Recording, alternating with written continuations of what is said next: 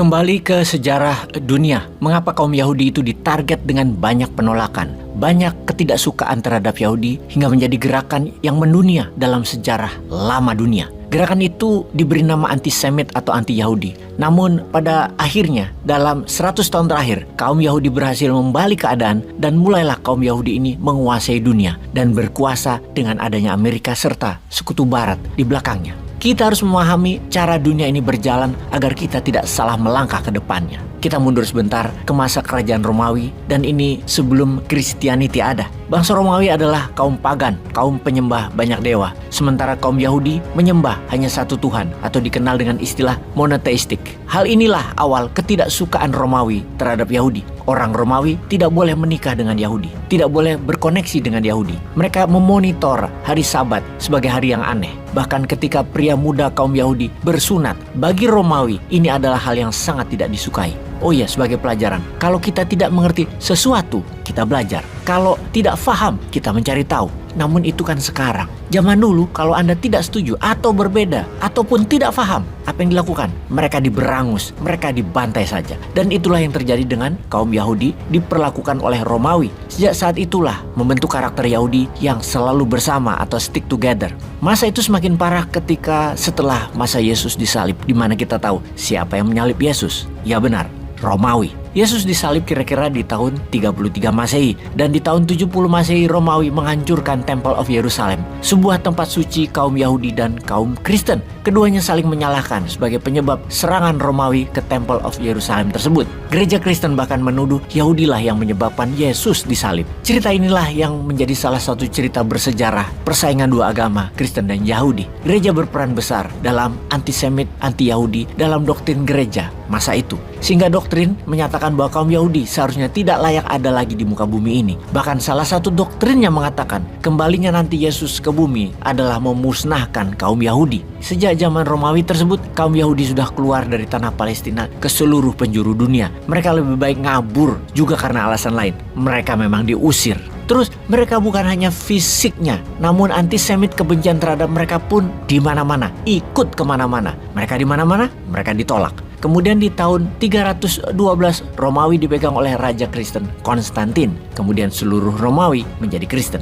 Gereja semakin punya kekuatan. Gereja bisa mempengaruhi raja sehingga aturan baru dibuat. Salah satunya adalah bahwa mereka Yahudi harus memakai tanda pengenal atau marker yang mengatakan mereka itu Yahudi. Bintang David misalnya tandanya, juga badge warna kuning, juga topi model tinggi yang diberi nama Hooded Hat. Tujuannya adalah untuk mengidentifikasi dan kaum Kristen Romawi agar menjauh dari mereka. Ingat, ini semua adalah masalah agama karena Yahudi tidak menerima Christianity, tidak menerima agama Kristen. Kebencian terhadap Yahudi ini terus-menerus dipropagandakan bahkan pada pandemi Black Plague atau dikenal juga dengan Black Death di sekitar abad ke-14 yang membunuh sepertiga populasi Eropa. Pandemi virus tersebut dituduhkan kepada Yahudi sebagai penyebab turunnya azab tersebut. Kaum Yahudi dalam era pandemi Black Death dibilang yang meracuni banyak sumur di Eropa. Kemudian ada lagi citra Yahudi yang paling tidak disukai. Mereka adalah rentenir, tukang minjemin uang dengan bunga tinggi. Dunia keuangan pinjam dengan dibungakan inilah yang membuat Yahudi menumpuk harta tanpa kerja,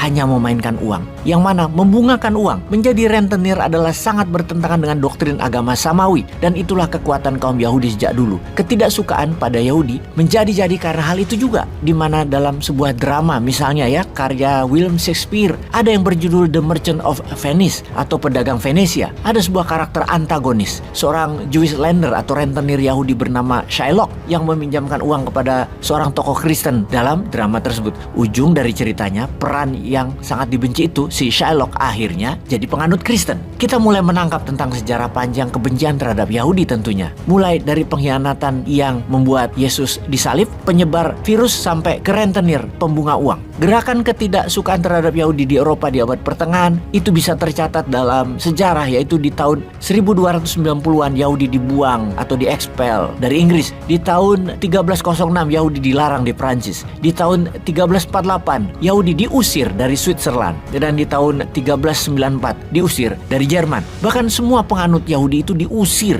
Antisemit itu menuduhkan apa saja kepada Yahudi. Misalnya Kristen itu nggak kaya karena Yahudi. Anak-anak Kristen itu nggak kaya kaya karena Yahudi. Penyakit datang karena Yahudi yang gak bawa berkah. Jadi semua masalah Eropa di abad pertengahan semua karena Yahudi, dan itu pemahaman yang terus bergenerasi. Perubahan perlahan terjadi sekitar tahun 1700-an di mana revolusi industri dan kemerdekaan berpikir atau freedom of thinking meluas. Di banyak negara Eropa perlahan mulai menerima kaum Yahudi. Walaupun dapat kewarganegaraan di sebuah negara, namun hak Yahudi tetap di bawah warga negara lain, tetap menjadi second class citizen. Dapat disimpulkan antisemit adalah masalah agama antara Christianity dan Judaism di abad pertengahan di Eropa. Lalu di tahun 1859 ada sebuah buku karya Charles Darwin tentang The Origin of Species atau Muasal Manusia, buku tentang evolusi makhluk hidup, buku yang membahas survival of the fittest. Siapa yang fit, mereka lah yang survive. Ada sebuah pelintiran dari teori Darwin itu adalah tentang makhluk yang fit, yang superior, dan Yahudi, ras Yahudi adalah bukan makhluk yang fit untuk survive. Dunia akan lebih baik tanpa makhluk yang namanya kaum Yahudi ini, dan hal ini bermula dari seorang jurnalis yang membuat tulisan dan menjadi dogma bahwa Yahudi bukan hanya agama namun ras manusia yang harus tidak ada di muka bumi ini. Jurnalis Jerman itu bernama Wilhelm Marr yang mempopulerkan antisemit di tahun 1881. Teori Wilhelm inilah yang dipakai oleh Hitler untuk membantai 6 juta kaum Yahudi. Juga dalam revolusi di Rusia, puluhan ribu dibantai kaum Yahudi. Di Ukraina, juga di Polandia dan di Belarus. Hitler mengatakan kekalahan Jerman di Perang Dunia Pertama karena Yahudi, dan Hitler ingin mempurifikasi Jerman, yaitu bangsa Arya, dengan menghapus Yahudi. Sampai sekarang antisemit, anti-Yahudi dianut oleh far right atau gerakan kanan di negara Eropa, di mana setiap Israel bergerak saat ini, mereka melawan. Gerakan kanan ini walaupun bukan muslim, namun mereka sangat anti-Yahudi. Dengan adanya informasi ini setidaknya kita mengerti apa yang Yahudi rasakan selama ribuan tahun. Namun itu bukan berarti kita mentolerir apa yang Zionis lakukan di Palestina. Apa yang dilakukan Zionis di Palestina memang perampokan, memang penjajahan, memang penjahat perang dengan membunuh warga yang selama ribuan tahun dari nenek moyangnya tidak pernah meninggalkan Palestina, lalu diambil dengan doktrin ribuan tahun yang Yahudi anut. Itu sebuah kejahatan kemanusiaan dan itu kebohongan sejarah. Kita harus membela Palestina, hak hidupnya, dengan menyadari mengapa semua ini terjadi. Sepertinya dunia ini tidak perlu lagi ada Amerika, ada Israel atau Eropa sekutunya Amerika. Dunia sudah perlu Indonesia. Bagaimana kontribusinya Indonesia? Sudah tahu semua ini kan mengapa terjadi? Mana solusinya? Peace.